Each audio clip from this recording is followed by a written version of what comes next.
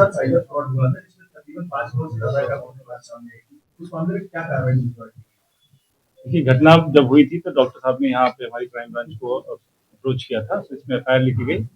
FIR में लिखने के बाद ये टीम लगी रही। नॉर्मली ये टीम जो है म्यूल अकाउंट से जाके सीमित हो जाती है, उसके बाद वो कोई लाभप्रद जानकारी नहीं दे पाते हैं, लेकिन इस पर टीम लगी रही। इन्होंने काफ़ी मेहनत करी है और हम ऐसे 8 लोगों को पकड़ने में सक्षम हुए हैं जिन्होंने, जो कि लास्ट लेवल है, जिस लेवल से फ्रॉड है, यहाँ से पैसा सारा जो फ्रॉड का पैसा है ये विदेशों में भेजा जाता है, जहाँ पे बैठे साइबर क्रिमिनल्स उनको ऑपरेट कराते हैं। वो एक अलग स्टोरी है जिसमें कि यहाँ से लोगों को नौकरी का झांसा दे के ले जाते हैं इंडियंस को, और वहाँ पर उनको गुलाम बनाकर उनसे फोर्सिबली फ़ोन वगैरह कराते हैं। दैट इज़ डिफरेंट रैकेट, और ये अच्छी सक्सेस है। और इसमें जो डॉक्टर साहब थे, आपको याद होगा कि करीब 5.5 करोड़ रुपए उनके और कुछ लोगों को एक व्हाट्सएप ग्रुप से पहले जोड़ा गया। व्हाट्सएप ग्रुप में उनको दिखाया गया कि हम सेबी से रजिस्टर्ड इन्वेस्टमेंट एडवाइजर हैं। उनका विश्वास जीता गया। जब विश्वास जीत गया तो उन्होंने एक वेंचर ग्लोबल करके एक ऐप उनसे कहा कि इसको आप डाउनलोड कर लिए, एक एपीके फाइल भेजी, और शुरू में इन्होंने इनको अच्छा खासा मुनाफा भी दिया। जब वो कन्विंस हो गए और इन्होंने अपनी एफडी खुलवा कर अपनी बड़ी रकम लगाई, तब उसके बाद जब उन्होंने टालमटोल करना शुरू किया इन कैश करने पे, तब उनको शक हुआ कि मेरे साथ कोई फ्रॉड हुआ है। और उसके बाद फिर उन्होंने साइबर क्राइम में आकर के अपनी एफआईआर दर्ज कराई। सर, उसमें जो तरीका था इनका, किस मोडस ऑपरेंडी आया?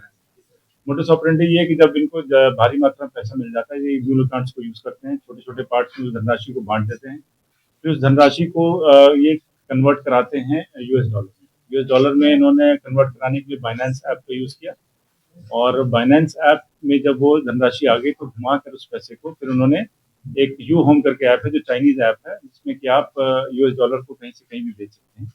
पैसे को फिजिकली भेजने की जरूरत नहीं पड़ती, उसको एक रेफरेंस आईडी होता है, इसके माध्यम से जिसको भी पता हो रेफरेंस आईडी से उसको कहीं पे कहीं ट्रांसफर कर सकता है। तो ये जो लोग थे इसमें हमें वो लास्ट मैन जो हमें मिला है, और वो उसकी वीडियो भी हमारे पास है, जिसमें कि वो अपने जो वहाँ फॉरेन के हैंडलर से उनसे बात कर रहा है, कौन सी इंडोनेशिया में बैठे अपने हैंडलर से बात कर रहा है। और इसलिए हम लोग को क्लियर हो गया कि ये मेन किंगपिन है जो कि यहाँ पे ऑर्केस्ट्रेट करा रहा है। कई और लोगों को भी बेवकूफ बनाया है। अभी हमारी इंट्रोगेशन चल रही है। बेसिकली आउट ऑफ कंट्री से भी जुड़े हुए। जी जी। तो इस पर किस तरह से आपको एक्शन लेंगे? क्योंकि कई बार हमने देखा है कि जो पैसा है वो रिकवर नहीं होता। इस केस में भी देखा है तो पैसे की रिकवरी ज्यादातर नहीं हो पाती। हाँ जी जी, ऐसे केसेस जिसमें कि फॉरेन पावर्स इन्वॉल्व होते हैं या उनके रोग एलिमेंट्स इन्वॉल्व हैं, इसमें हम लोग को काफ़ी प्रॉब्लम होती है। तो प्रयास तो हम लोग करते हैं, लेकिन ये जो डिप्लोमेटिक प्रोसेस है काफ़ी समय लेता है। एक्स्ट्राडिशन ट्रीटी होना ना होना उस पर डिपेंड करता है।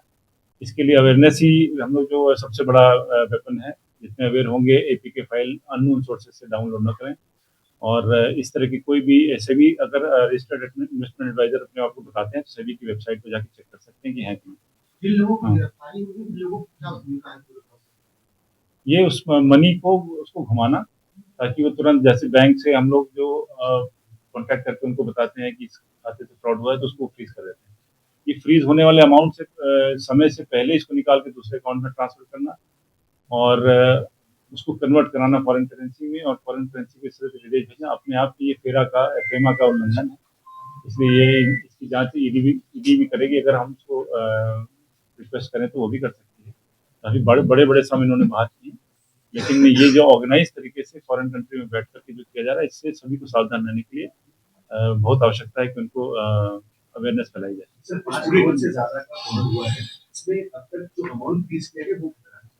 इसमें 54 लाख का अमाउंट शुरू में फ्रीज हो गया था, क्योंकि उसको मूव नहीं कर पाए थे, लेकिन बाकी अमाउंट जो काफ़ी बड़ा अमाउंट है वो निकल गया। और क्योंकि डॉक्टर साहब ने भी कुछ जानकारी बड़ी लेट से हम लोग को बता नहीं रहे थे बहुत सी बात। जब उनको कॉन्फिडेंस हमारी टीम पे आया तो उन्होंने रिव्यू किया, उससे हम आगे बढ़ने में सक्षम हुए। सर, पूरी टीम का मास्टरमाइंड का नाम क्या है और क्या पहले भी कितने का फ्रॉड है? कहाँ का रहने वाला? फतेहपुर का रहने वाला शिवम पटेल करके है। और ये, हाँ, ये वहाँ भी ऐप के माध्यम से इंडोनेशियन भाषा में बात करता है, और रियल टाइम में वो कन्वर्ट कर देती है। अभी इसका खंगाला जा रहा है। अभी हम लोग थोड़ा अर्ली है, हम लोग और पता करें, इनके और भी सहयोगी मिलेंगे, क्योंकि ये बहुत बड़ा नेटवर्क है और कई लोगों को इन्होंने बेवकूफ बनाया है।